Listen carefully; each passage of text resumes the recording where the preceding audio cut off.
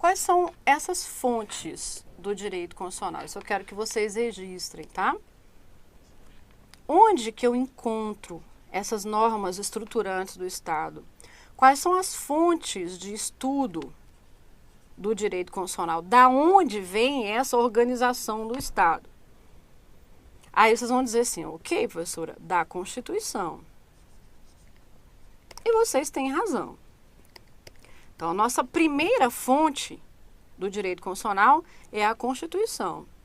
Qual Constituição, professora? A Constituição Federal, essa promulgada em 1988. Mas aqui cabe saber o seguinte, na Constituição existem aquelas normas que foram criadas pela Assembleia Constituinte, que trabalhou de 87 até 88, quando a Constituição surgiu, que são as chamadas normas originárias da Constituição. Mas há outras coisas que constam na Constituição Federal que foram posteriormente colocadas pelo Congresso Nacional por meio de emendas. São as normas derivadas e elas têm o mesmo valor para a gente. Tanto o trabalho da Assembleia Constituinte, ao criar o texto constitucional, quanto o trabalho do próprio Congresso Nacional, emendando a Constituição, atualizando a Constituição, é tudo norma constitucional para a gente, tá? E ainda temos no Brasil, eu vou colocar, vocês vão anotar, no primeiro contexto aqui, mas a gente ainda vai ter tempo lá na frente para estudar com detalhe tudo isso, é que a gente considera também normas constitucionais aquilo que consta em tratado internacional sobre direitos humanos. Então, seria um tratado internacional sobre direitos humanos e que foi aprovado pelo Congresso Nacional na forma de emenda, com o mesmo processo legislativo destinado a aprovar uma emenda à Constituição. Essa informação está no artigo 5º da Constituição Federal, parágrafo 3º, você pode anotar para conferir.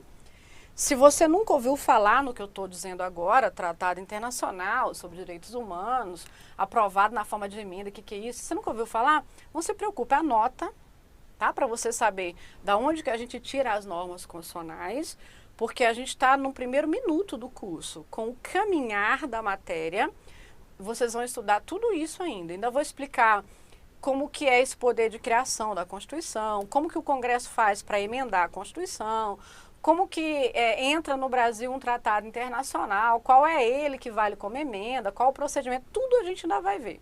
Então, não é nesse minuto, por enquanto você só anota assim. Então, a Constituição Federal, as normas constitucionais, normas são conjuntos de regras e princípios que a gente cumpre obrigatoriamente. A ideia ampla de Constituição como lei que você tem, a gente tira das normas originárias, as que foram emendadas, colocadas pelo Congresso posteriormente, e desses tratados que valem como emenda. Só que, meus amigos, o ponto central é aqui, preste muita atenção. A Constituição, compreendendo então tudo isso que eu acabei de dizer, é a fonte suprema do direito constitucional. Professor, e agora? O que você quer dizer com isso? A fonte primária, como alguns autores chamam, ou fonte suprema, a fonte principal, onde nós buscamos primeiro, no direito constitucional, a estrutura do Estado é aqui, na ideia de lei em termos amplos da expressão. Mas o que eu quero chamar a sua atenção é que não vem só daqui, não. Existem as chamadas fontes secundárias. Nós buscamos o direito constitucional em outras fontes também. Quais são elas, professora? Na jurisprudência, também na doutrina, também nos costumes. Calma que eu já explico, isso cai na prova, tá? Não é o que mais cai, não, sobre o assunto, cai às vezes, mas cai. Então, essas aqui seriam as fontes secundárias. Então, nós buscamos as normas jurídicas primeiro, onde? No texto constitucional, ou naquilo que vale como emenda, mas há outras fontes. Então, uma delas é a jurisprudência. Professor, o que é a jurisprudência? Quando um tribunal traz uma decisão sobre algo, aquilo a gente chama de decisão. Quando a decisão se repete, chega um outro caso, o tribunal julga do mesmo jeito, eu tenho 2 decisões, depois eu tenho 3 decisões, e as decisões vão se repetindo, a gente percebe que o tribunal tem uma forma de enxergar aquele assunto. Ele já trouxe uma interpretação para aquele assunto. Essas decisões judiciais repetidas é o que a gente chama de jurisprudência do tribunal. A forma como o tribunal tem entendido algo. Tá? Todos os tribunais têm a sua jurisprudência. Com relação ao direito constitucional, a jurisprudência que nos interessa é aquela que vem do Supremo Tribunal Federal. Tá? Para nós, aqui no nosso estudo, jurisprudência do STJ não interessa, do TJ de Minas Gerais não interessa, do TRF da primeira região não interessa, interessa só a jurisprudência do STF. Professor, por quê? Porque o STF é o guardião da Constituição, é quem interpreta a Constituição definitivamente. Então eu tenho aqui uma norma constitucional, e às vezes aquela norma constitucional é polissêmica, ela tem mais de uma possibilidade de interpretação. E diante das possibilidades interpretativas, o STF, quando provocado por alguém, vai lá e interpreta, traz uma decisão para aquela pessoa, para aquele caso, interpretando um dispositivo constitucional. Às vezes até declara uma lei inconstitucional, e ao declarar a lei inconstitucional, traz uma interpretação nova a respeito do texto constitucional. E essa interpretação é para nós também, no direito constitucional, fonte. Então, a gente não estuda somente o texto da Constituição, a gente estuda a Constituição, a gente estuda também as jurisprudências do Supremo Tribunal Federal a respeito do texto constitucional. E sempre que tiver uma decisão do Supremo sobre a Constituição, a nossa interpretação estará sempre vinculada à do Supremo Tribunal Federal. Nós, concursandos, nunca inventamos nada para a prova. Não é a gente que interpreta a Constituição. Para a prova, a gente só repete a interpretação que já deram. E quando vem do STF, acabou, a água parou. Falou é aquilo que a gente leva especificamente para a nossa prova. Então, por muitas vezes, nós vamos estudar aqui a jurisprudência do Supremo Tribunal Federal. Gente, o Supremo decidiu assim, no habeas corpus tal, na ação direta de constitucionalidade tal, no recurso extraordinário tal. E aí vocês vão se adaptar, porque a jurisprudência é uma das fontes do direito constitucional também. Beleza? Outra fonte do direito constitucional é a doutrina. O que é doutrina, professora? Há estudiosos que se dedicam ao estudo das normas constitucionais, ao estudo da Constituição positiva escrita. E essa interpretação dada por esses juristas, essa doutrina, às vezes impulsiona até uma própria decisão judicial.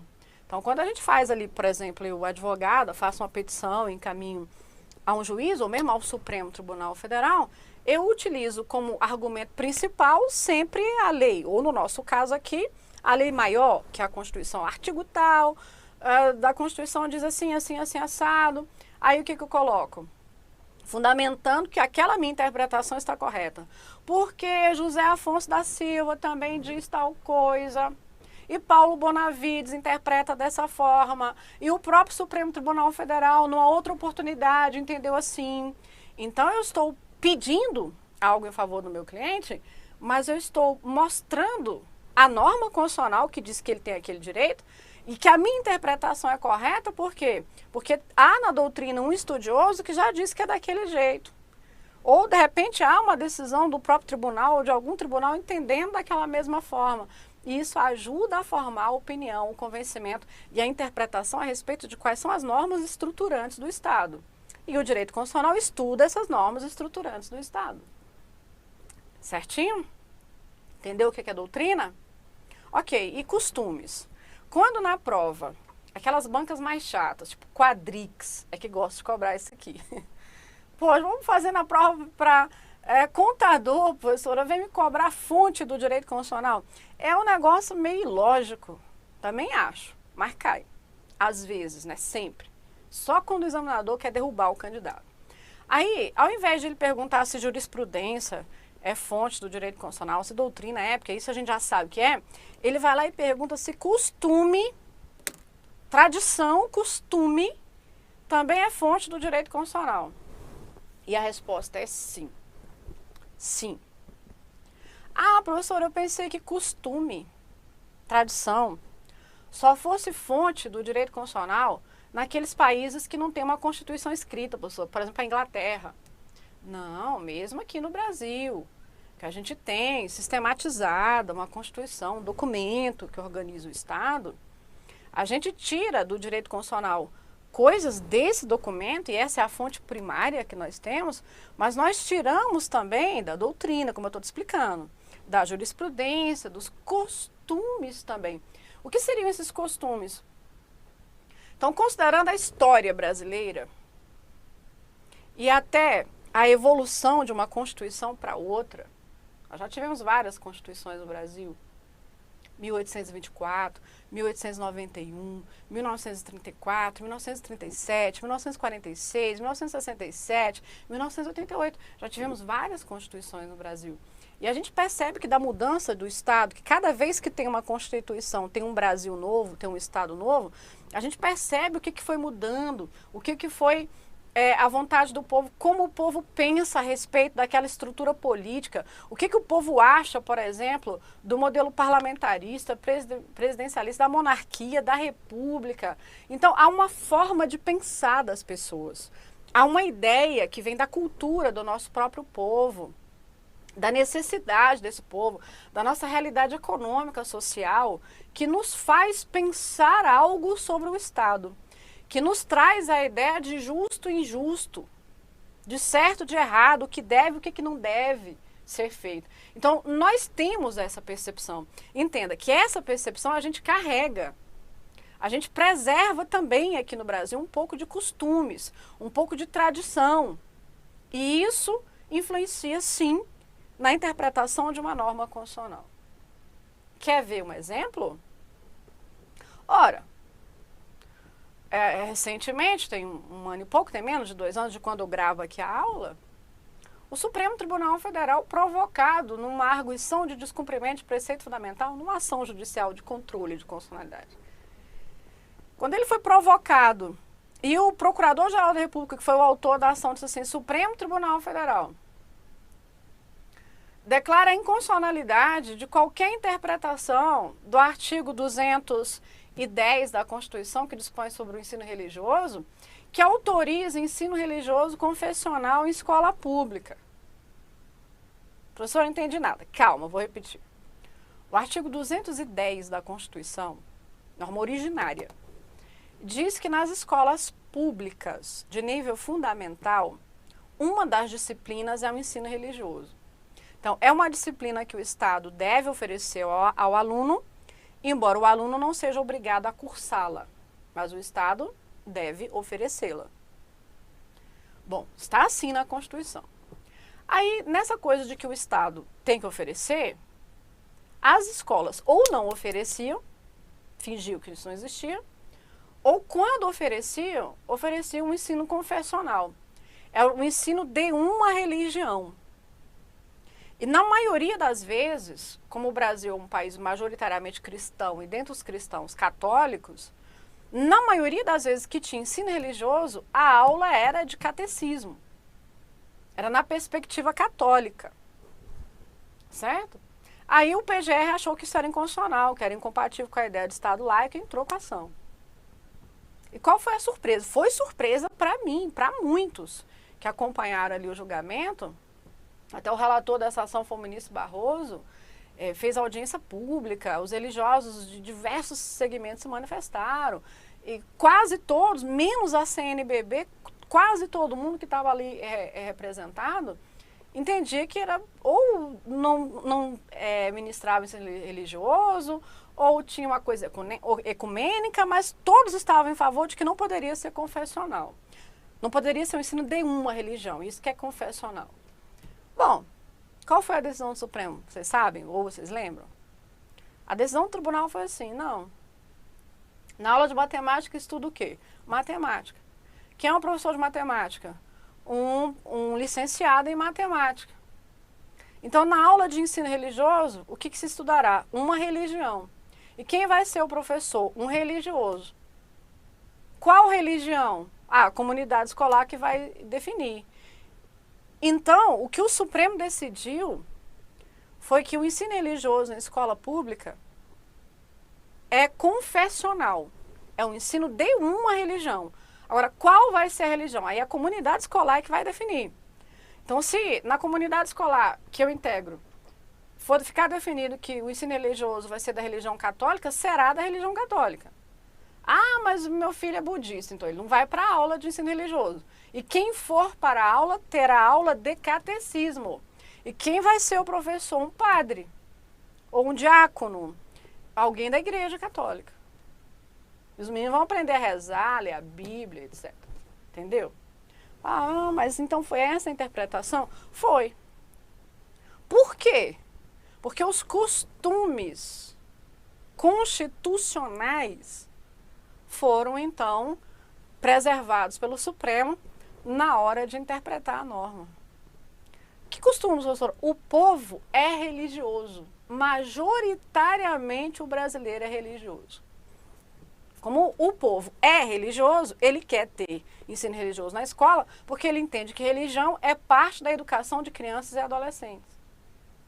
Mas isso é um costume da nossa sociedade e que veio reproduzido numa decisão judicial, entendeu? Ficou claro o que é costume?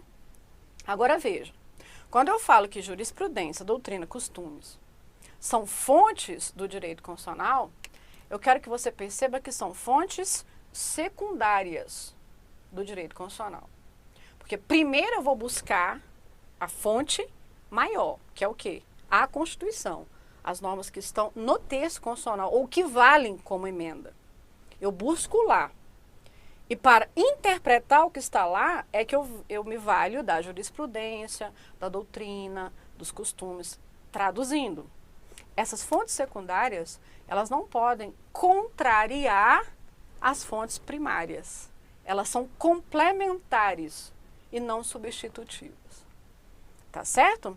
Então, observe que, para além do que eu estou falando aqui, primeiro eu estou querendo que você entenda o que é a nossa matéria. Mas isso aqui que eu falei, vez por outra, cai na prova também.